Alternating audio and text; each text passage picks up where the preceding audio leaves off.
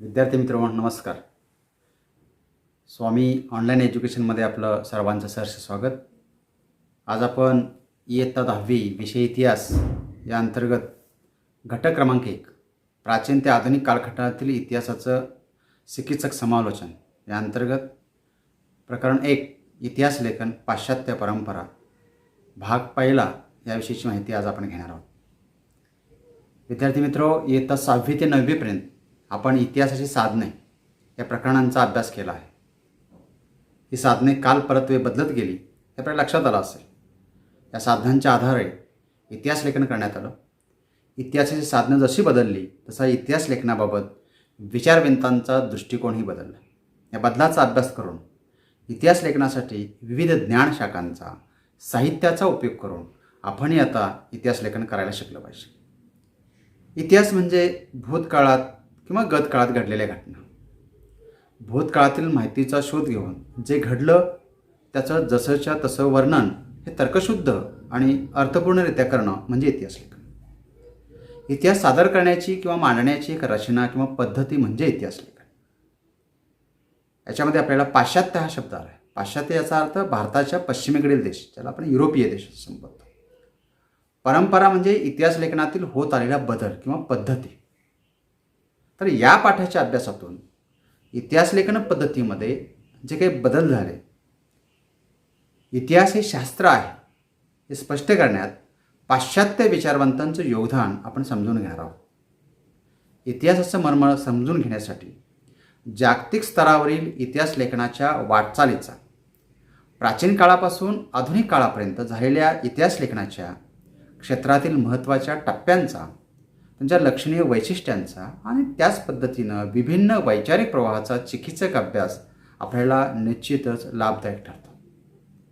भिन्न कालखंडामध्ये इतिहासाकडे पाहण्याचा दृष्टिकोन काय होता, वेगवेगळ्या कालखंडामध्ये कोणकोणते विषय हाताळले गेले, भिन्न कालखंडामध्ये लेखनाची भिन्न वैशिष्ट्ये होती का आणि ती वैशिष्ट्य तत्कालीन मानवी जीवनाशी निगडीत होती का, इतिहास लेखनासाठी कोणतं तंत्र वापरण्यात आलं, तत्कालीन लेखनशैली आणि भाषा कशी होती, यासाठी इतिहास लेखनाच्या वाटचालीचा अभ्यास आपल्याला महत्त्वाचा आहे.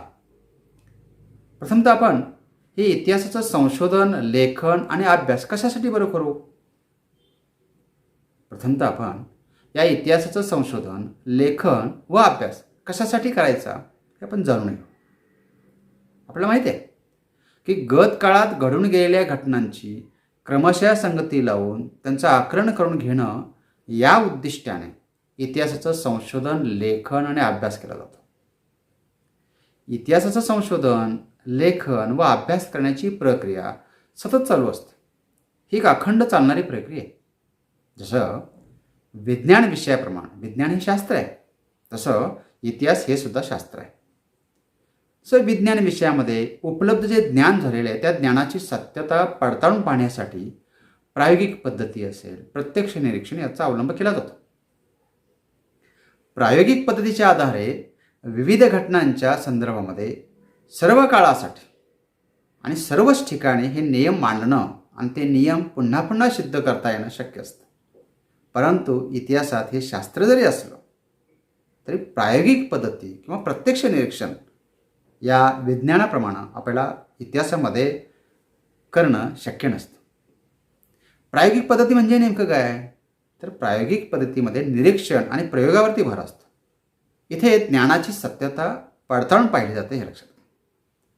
आता इतिहासामध्ये प्रायोगिक पद्धती वापरणं का शक्य नसतं किंवा प्रत्यक्ष निरीक्षण करणं का बरं शक्य नसतं, तर पहिला मुद्दा आपला, कारण बोर्डाच्या परीक्षेला तुम्हाला असा प्रश्न येऊ शकतो की इतिहासामध्ये प्रायोगिक पद्धती वापरता येणं शक्य नसतं. कारण काय, तर आपण मुद्द्यांच्या स्वरूपात उत्तर लिहिणं अपेक्षित आहे. इतिहासातील घटना घडून गेलेल्या असतात आणि घडून गेलेल्या घटनांचं निरीक्षण करण्यासाठी आपण तेथे नसतो. उदाहरण जर द्यायचं झालं, पहिलं माहिती असेल, दुसरं माहिती असेल, या ज्या काही घटना घडल्या या घटनांच्या वेळेला आपण होतो का, नव्हतो. आणि म्हणून प्रायोगिक पद्धती अथवा प्रत्यक्ष निरीक्षण आपल्याला नाही करता येणार. दुसरी गोष्ट, दुसरं कारण आपल्याला सांगता येतील की इतिहासातील घटना पुन्हा घडवून आणता येत नाहीत. म्हणजे एखाद्या ठिकाणी आग लागलेली आहे, ती आग काय पुन्हा लावायची आहे का? किंवा पहिलं महायुद्ध झालं, दुसरं महायुद्ध झालं, पुन्हा ते युद्ध कसं झालं म्हणून ते करून दाखवायचं आहे का? म्हणजे एखादी घटना आपल्याला पुन्हा घडवता येत नाही. सर्व काळासाठी आणि सर्वच ठिकाणी हे नियम मांडणं आणि ते नियम पुन्हा पुन्हा सिद्ध करता येणं त्यामुळे शक्य नसतं, हे आपण लक्षात घ्या. चुकीच्या साधनांद्वारे चुकीचा इतिहास लिहिला जाऊ शकतो, यासाठी इतिहास लेखन करण्यासाठी काही गोष्टींचं ज्ञान महत्त्वाचं आहे, हे आपण लक्षात घ्या. आणि यामध्ये पहिली गोष्ट आपण लक्षात घेतली पाहिजे की ऐतिहासिक जी दस्तऐवज असतात ते वापरत आलेली जी भाषा आहे, ती लिपी आहे, ही भाषा आणि ही लिपी जाणणाऱ्या तज्ज्ञांची आपल्याला आवश्यकता आहे. दस्तऐवज याचा अर्थ लेख, हे लक्षात घे. दुसरी गोष्ट, अक्षरांचं वळण असेल, लेखकाची भाषाशैली असेल, त्या काळात वापरलेला कागद असेल किंवा त्या कागद निर्मितीचा काळ असेल, कागदाचा प्रकार असेल, कागदावरती उमटवलेली अधिकारदर्शक मुद्रा असेल, इत्यादी गोष्टींचं ज्ञान माहिती असणाऱ्या जाणकाराचीच आवश्यकता आहे. भाषा याचा अर्थ काय? भाषा म्हणजे मनातल्या ज्या काय कल्पना असतात त्या शब्दांच्याद्वारे बाहेर प्रकट करण्याचं एक साधन आहे. इथं अधिकारदर्शक मुद्रा याचा अर्थ असा की अधिकार दर्शवणारा शिक्का किंवा अधिकार दर्शवणारा छाप किंवा अधिकार दर्शवणारं एखादं नाणंसुद्धा असू शकतं. म्हणजे एखादं दस्तऐवज विश्वासार्ह आहे की नाही हे सांगणाऱ्या जाणकाराची गरज आहे, ज्यामुळं इतिहास तज्ज्ञाला तौलनिक विश्लेषण पद्धतीचा वापर करून आपल्याला काय करता येतं की इतिहास काळातील दस्तऐवजांची, त्यातील माहितीची विश्वासार्हता, खरेपणा पडताळता येईल. इतिहासातील माहितीची विश्वासार्हता, खरेपणा पडताळता आला तरच आपल्याला इतिहास हे शास्त्र आहे असं मानता येईल. मी आपल्याला इथं सांगितलं की तौलनिक विश्लेषण ही एक इतिहासची पद्धती आहे, हे लक्षात घ्या. तौलनिक विश्लेषण याचा अर्थ असा की इतिहासाच्या अभ्यासाचं जे काही भिन्न दृष्टिकोन आहेत, 19व्या शतकापासून जे काही प्रचारात आले त्यापैकी तौलनिक विश्लेषण ही एक पद्धती आहे. ज्ञान झपाट्याने वाढतं आहे आणि या ज्ञानाचं योग्य आणि नेमके यथार्थ आकलन करून घेण्याच्या दृष्टीनं ज्या काही नवीन पद्धती विकसित झाल्या त्यापैकी हे तौलनिक विश्लेषण ही एक पद्धती आहे. पण या पद्धतीचा वापर करताना इतिहासाच्या अभ्यासकानं विषय निवडताना एक समान सूत्र असलेल्या विषयाची निवड करायची असते. दोन पूर्णतः विरुद्ध गोष्टींची तुलना या ठिकाणी करता येत नाही आणि म्हणून एक समान सूत्र असलेल्या विषयाची निवड करून त्यांच्यातील साम्य आणि भेद स्पष्ट आपण या ठिकाणी करायचं असतं. जे साम्य असेल ते कशा स्वरूपाचं आहे, त्याच्या छटा कशा आहेत आणि जो काही भेद आढळेल तो कसा आहे आणि का निर्माण झाला, त्याची कारणं आणि परिणाम काय, याचं विवेचन ह्या तौलनिक विश्लेषणामध्ये असतं. तौलनिक विश्लेषणामुळं भिन्न ज्या घटना आहेत किंवा घडामोडीमागील विशिष्ट कारणांचं किंवा परिस्थितीचं, विभिन्न घटकांचं आकलन होत असतं. भिन्न घटनांचा अप्रतिबंध यामुळे लक्षात येतो आणि त्यामुळं सामान्य सिद्धांत मांडणं शक्य होतं. उदाहरणं जर तुम्हाला द्यायचं झालं तर एखाद्या संस्कृती किंवा समाजामध्ये विशिष्ट परिस्थितीमध्ये एखादी घटना घडली आणि इतर संस्कृती किंवा समाजात तशाच प्रकारची घटना घडण्यास तशीच परिस्थिती कारणीभूत झाली की त्यात काही भेद होता का, किंवा याचा विचार करून अभ्यासक आपल्या गृहीतकाचं पुनर्निरीक्षण याच्यामध्ये करू शकतो. आपण अशा पद्धतीची ही तौलनिक विश्लेषण पद्धती आहे. म्हणजे इतिहास लेखनाची ज्या काही प्रायोगिक पद्धती तुम्हाला सांगितली, निरीक्षण आहे, ही एक तौलनिक विश्लेषणाची पद्धती आहे, हे आपण लक्षात घ्या. इतिहास लेखन करताना विशिष्ट पद्धतीने त्याची मांडणी करावी लागते. त्याच्या काही पायऱ्या आहेत. तुम्हाला संकल्पनाचित्र विचारलं जाईल किंवा एखादा प्रश्न याच्यावरती विचारला जाईल, इतिहास लेखनाच्या पायऱ्या किंवा इतिहास लेखन करण्याची मांडणी आपण बघूया. पहिली मांडणी अशी आहे की पहिली पायरी अशी आहे की ऐतिहासिक माहितीचं संकलन, त्या माहितीचं तौलनिक विश्लेषण करणं. दुसरी, संकलित केलेल्या माहितीचे संदर्भ आपल्याला तपासणं. तिसरं आहे इतिहासाच्या साधनांचं चिकित्सक संशोधन करणं. चौथी आहे उपलब्ध माहितीचं स्थल कालात्मक संदर्भ आणि ऐतिहासिक अभ्यास पद्धतीच्या विविध संकल्पनात्मक चौकटींचं आकलन करून घेणं. पाचवी आहे ऐतिहासिक संदर्भाशी निगडीत योग्य प्रश्नांची मांडणी करणं.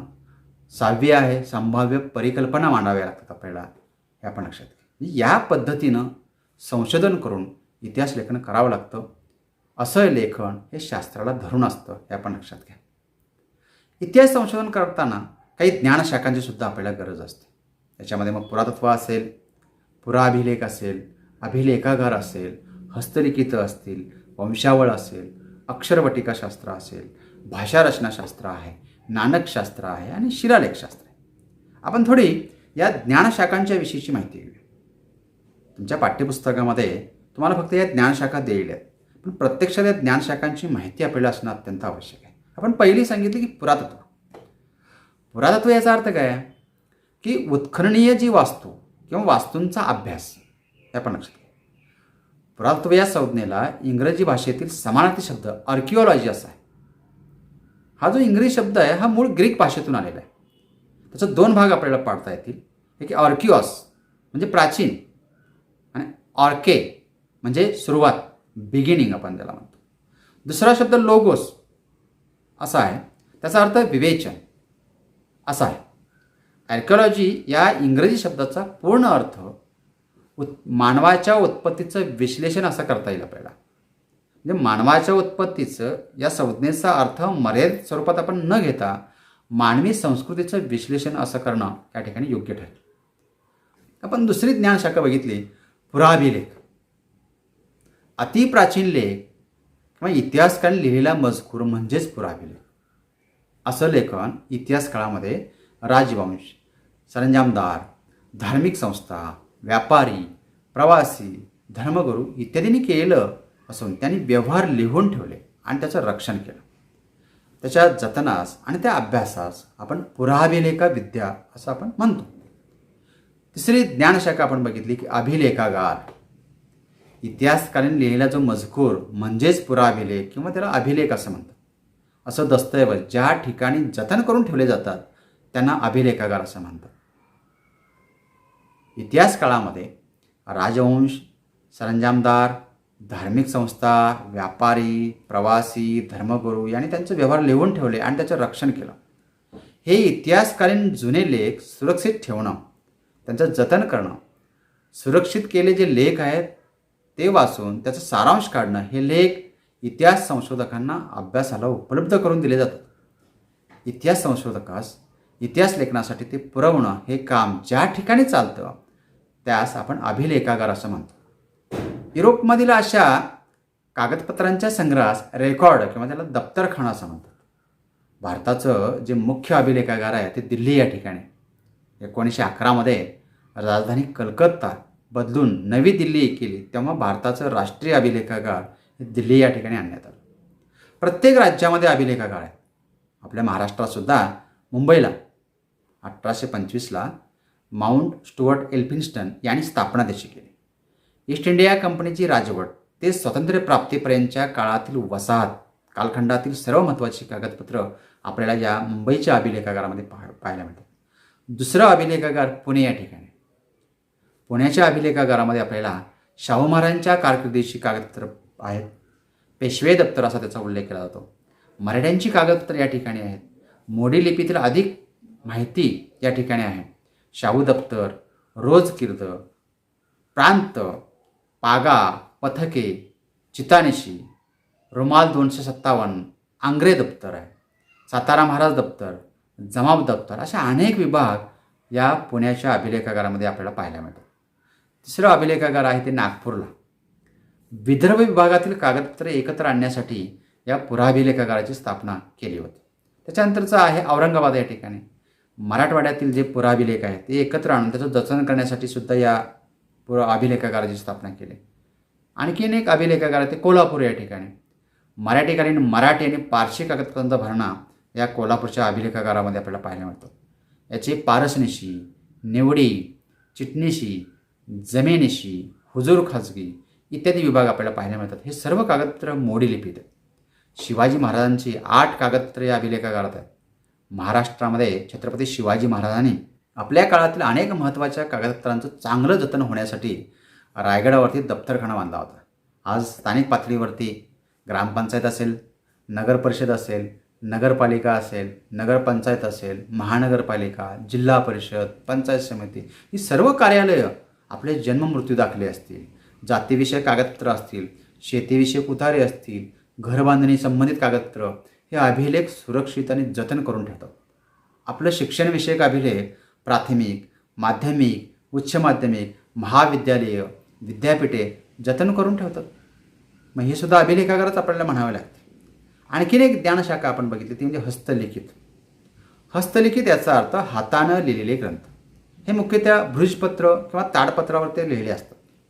हस्तलिखितामध्ये धर्म, तत्त्वज्ञान, काव्य आणि नाटक या विषयांचे ग्रंथ आपल्यास अधिक आढळतात. भृजपत्रावरती लिहिलेला धम्मपद हा ग्रंथ 2ऱ्या किंवा 3ऱ्या शतकात खोरोष्ट लिपीत लिहिलेला आपल्याला पाहायला मिळतो. आणखीन एक ज्ञानशाखा आपण बघितली की वंशावळ म्हणजे कुळात झालेल्यांची यादी जी असते त्याच्यावरून सुद्धा आपल्याला इतिहास लेखनास त्याची मदत होते. या ज्ञानशाखाची अक्षरवाटिकाशास्त्र म्हणजे अक्षरांच्या वळणावरून सुद्धा आपल्याला इतिहासाचं लेखन किंवा त्याचा कालखंड आपल्याला सांगता येतो. अक्षरवाटिकाशास्त्र आहे म्हणजे अक्षरांच्या वळणाचा अभ्यास असेल. आणखीन एक आपण ज्ञानशाखा बघितली भाषा रचनाशास्त्र म्हणजे वापरात असलेल्या भाषेचा विकास कसा झाला याचा अभ्यास करणारं शास्त्र म्हणजे भाषा रचनाशास्त्र. भाषेबरोबरच मानवाच्या बौद्धिक विकासाचाही अभ्यास यात केला जातो. भाषा रचनाशास्त्र या दृष्टीने हे अतिशय महत्त्वाचं शास्त्र आहे हे आपण लक्षात घ्या. त्याच्यानंतर जी ज्ञानशाखा होती नाणकशास्त्र. दुर्मिळ नाण्यांचा संग्रह करून नाण्यांच्या सर्वसमावेशक अभ्यास करणाऱ्या शास्त्राला नाणकशास्त्र असं संबोधलं जातं. भूतकाळातील घडामोडीवर प्रकाश टाकण्यासाठी तसंच भारतीय आणि जागतिक इतिहासाच्या अभ्यासात नाणकशास्त्राचं अत्यंत महत्त्वाचं स्थान आहे. पूर्वीच्या काळी राज्यारोहण, लढाईतील विजय या प्रसंगी नवीन नाणी तयार करण्यात येत होते. नाण्यांचा आकार असेल, त्यांचं नाव, वजन, त्यावरील आकृती, लेख, नक्षी, बिंदू असेल, काही खुणा असतील, विशेष चिन्ह असतात, त्यांचा धातू, त्यामध्ये भेसळ असल्यास त्यामध्ये भेसळीचे प्रमाण, नाण्यांची मूल्ये व त्या मूल्यांचा परस्पर संबंध, नाण्यांच्या मुबलकतेवरून किंवा दुर्मिळतेवरून दिसून येणारी देशाची आर्थिक स्थिती, चिन्हावरून प्रतीत होणारी आवड किंवा भक्ती, लेखावरून समजणारे राजनामे, त्यांचे काल, तसेच श्रेष्ठ कनिष्ठ स्थाने, नाणी तयार करण्याची पद्धती इत्यादींचा अभ्यास म्हणजे नाणकशास्त्र. प्राप्त झालेल्या नाण्यांचा अभ्यास करीत असताना ऐतिहासिक शक्यतांची पडताळणी केली जाते आणि निष्कर्ष काढले जातात. नाण्यांच्या प्रदर्शनातून संबंधित कालखंडाची वैशिष्ट्ये सांगता येतात. आजच्या कालखंडाशी त्या त्या काळातील नाण्यांच्या आधारे तुलनात्मक विवेचन करता येतं. डॉक्टर रोमिला थापर यांनी सम्राट अशोकाच्या काळातील नाण्यांचा अभ्यास केला. भारतात नाण्यांचा शास्त्रीय दृष्टीने अभ्यास जेम्स प्रिन्सेप या इंग्रज अधिकाऱ्याने 19व्या शतकात केला. प्राचीन राजांचे अस्तित्व केवळ त्यांच्या नाण्यांच्यामुळे सिद्ध झालं आहे. इंडो ग्रीक, कुशन, क्षत्रप, सातवहन इत्यादी राजवंशातील कित्येक राजे केवळ त्यांच्या नाण्यांच्यामुळे माहीत झालेले आहेत. इतिहासाच्या भौगोलिक अंगावर नाण्यांमुळे प्रकाश पडला आहे. नाण्यावरील देवदेवतांच्या चित्रणामुळं मूर्तिविज्ञानाचा अभ्यास करणं शक्य झालेलं आहे. संपन्नतेच्या काळात सोन्या चांदीची नाणी पाडली जातात. तर आणखीन एक ज्ञानशाखा आपण बघितली ती म्हणजे शिलालेखशास्त्र. शिलालेख म्हणजे सरळ सरळ अर्थ की दगडावरती किंवा शिळेवरती कोरून ठेवलेला मजकूर. प्रचंड आकाराचे खडक किंवा गुहेच्या भिंती यावरती लिहिलेल्या आलेखांना शिलालेख म्हणतात. लिखित मजकूर अनंत काळापर्यंत टिकून राहावा म्हणून तो दगडी शिळेवरती कोरून ठेवायची प्रथा अस्तित्वात होती. राजकीय, धार्मिक, सामाजिक आणि ऐतिहासिक माहिती मिळवण्यासाठी असे शिलालेख अतिशय उपयुक्त ठरतात. शिलालेखाच्या अक्षराच्या वळणावरून त्याचा काळ आपल्याला ठरवता येतो. सर्वात जास्त शिलालेख प्राचीन बौद्ध लेण्यामध्ये सापडतात. या लेखामधील मजकूर अनेकदा राजाज्ञा किंवा दान वर्णनपर असतो. प्राकृत, पाली, संस्कृत किंवा अन्य आर्य भारतीय भाषांमध्ये लिहिलेले लेख आपल्याला आढळतात. उदाहरण जर द्यायचं झालं तर ठाणे जिल्ह्यामध्ये सोपारा किंवा चंद्रपूर जिल्ह्यातील देवटेक या ठिकाणी अशा प्रकारे मौर्य अशोकाचे शिलालेख सापडलेले आहेत. मौर्य राजा सम्राट अशोकाच्या शिलालेख हे मानवतावादी आणि नैतिक जीवनाचे उपदेश सांगणारे शिलालेख आहेत. तसंच सम्राट अशोकानं स्वीकारलेल्या तत्त्वांची, त्या काळातील राजांच्या कर्तव्यांची, अधिकाऱ्याची माहितीसुद्धा या शिलालेखावरून मिळते. हातीगुंफा शिलालेखावरून कलिंग राजा खारवेलच्या राजाची माहिती आपल्याला मिळते. नाशिकजवळ जे पांडव लेणे आहे त्या लेण्यातील गुफांमधून आपल्याला भिंतीवर असलेल्या आलेखात सातवहन आणि क्षत्रप यांच्यामध्ये झालेल्या संघर्षाची माहिती आपल्याला मिळते. आपण लक्षात, इतिहासकारास वाचकापर्यंत काय ज्ञान किंवा माहिती द्यावायची आहे यानुसार इतिहासकार काय करतो की भूतकाळातील घटनांची मांडणी करतो आणि त्यानुसारच तो घटनांची निवड करतो. इतिहासकारांना निवडलेल्या घटना आणि त्यांची मांडणी करताना जो काही वैचारिक दृष्टिकोन अवलंबून असतो, हा दृष्टिकोन त्या इतिहासकाराच्या लेखनाची वैशिष्ट्ये किंवा शैली निश्चित करत असतो.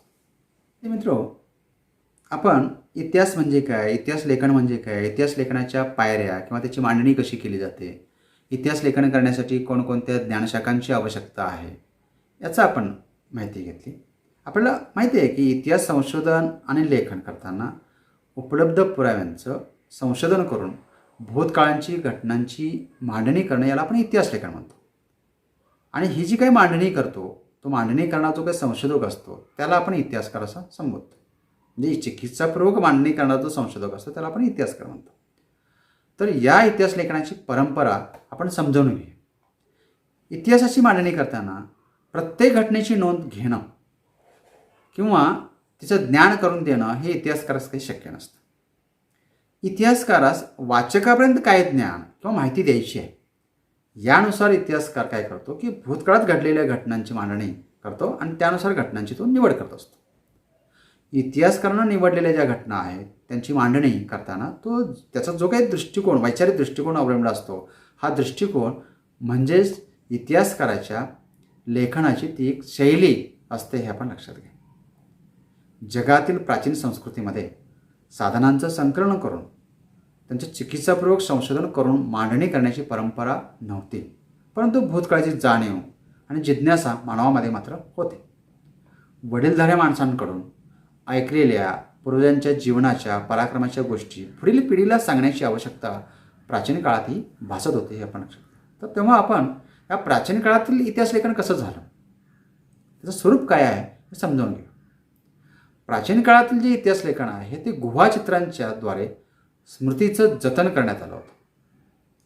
कहाण्यांचं कथन केलं जात होतं. गीत आणि पोवाड्यांचं गायन केलं जातं. आधुनिक काळातील इतिहास लेखनामध्ये एक साधन म्हणूनच आपण उपयोग करायला सुरुवात केलेली आहे. तुम्हाला माहीत आहे का, ऐतिहासिक घटनांच्या लिखित नोंदी करण्याच्या परंपरेची सुरुवात मेसोपोटोमियातील सुमेर संस्कृतीमध्ये झाली. सुमेर साम्राज्यामध्ये होऊन गेलेले राजे, त्यांच्यामधील संघर्षाच्या कहाण्या यांची वर्णनं आपल्याला त्या शिलालेखामध्ये जतन केलेली पाहायला मिळतात, हे आपण लक्षात घ्या. अशा प्रकारचा एक प्राचीन शिलालेख सुमारे 4500 वर्षापूर्वी सुमेरमधील 2 राज्यांच्यामध्ये झालेल्या युद्धाची नोंद करणारा शिलालेख फ्रान्समधील लोअर संग्रहालयामध्ये आपल्याला पाहायला मिळतो.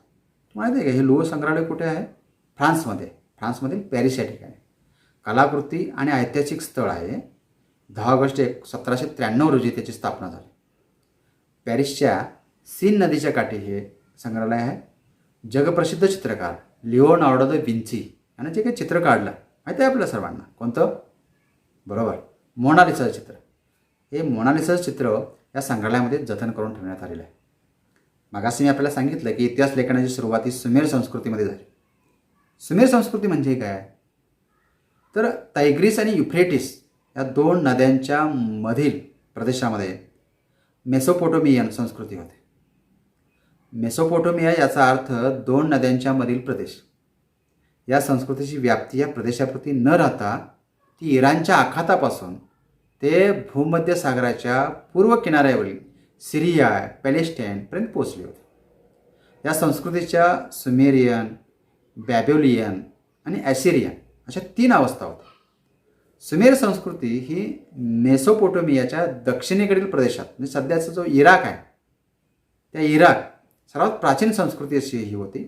या संस्कृतीचा विकास टायग्रीस आणि युफ्रेटिस नद्यांच्या दरम्यान इसवी सन पूर्व 3500 ते 1900 मध्ये झाला. आपण आता प्राचीन काळातील इतिहास लेखनाचं स्वरूप बघितलं. आता आपण आधुनिक इतिहास लेखनाची वैशिष्ट्ये जाणून घेऊया. हा परीक्षेला प्रश्न येऊ शकतो बरं का. आधुनिक इतिहास लेखनाची वैशिष्ट्ये लिहा. तर ते मुद्देसुद्धा आपण लिहायला शिका. पहिलं वैशिष्ट्य, ही पद्धती शास्त्रशुद्ध आहे. त्याची सुरुवात योग्य प्रश्नांची मांडणी करण्यापासून होते. 2, हे प्रश्न मानवनिर्मित असतात. हे प्रश्न भूतकाळातील विविध मानवांनी विशिष्ट कालावधीमध्ये केलेल्या कृतीसंबंधी असतात. इतिहासात त्या कृतींचा संबंध हा दैवी घटना किंवा देवदेवतांच्या कथाकण्याशी जोडण्याचा प्रयत्न केला जात नाही. तिसरं वैशिष्ट्य, या प्रश्नांच्या इतिहासातील उत्तरांना विश्वासार्ह पुराव्याचा आधार असतो. त्यामुळे इतिहासाची मांडणी तर्कसुसंगत आपल्याला पाहायला मिळते. चौथं वैशिष्ट्य, मानवजातीनं भूतकाळात केलेल्या कृतींच्या आधारे मानवजातीच्या वाटचालीचा वेध इतिहासामध्ये घेतलेला आपल्याला पाहायला मिळतो. अशा प्रकारे या आधुनिक इतिहास लेखनाची वैशिष्ट्ये आपल्याला पाहायला मिळते आणि ही वैशिष्ट्ये आपल्याला ग्रीक इतिहासकारांच्यामध्ये आढळतात. हिस्ट्री हा शब्द ग्रीक भाषेतील आहे असं मानलं जातं. इसवी सन पूर्व 5व्या शतकामध्ये जो काही हेरोडोटस हा ग्रीक इतिहासकारांना द हिस्ट्रीज या ग्रंथाच्या शीर्षकासाठी हा शब्द प्रथमतः वापरला हे आपण लक्षात घ्या. पुढील भागात आपण युरोपातील वैज्ञानिक दृष्टिकोनाचा विकास आणि इतिहास लेखन आणि पाश्चात्य विचारवंत याविषयीची आपण माहिती घेऊ. हा पाठ आपल्यास आवडल्यास आपण लाईक करा, सबस्क्राईब करा आणि बेल आयकॉनवर क्लिक करा. नमस्कार.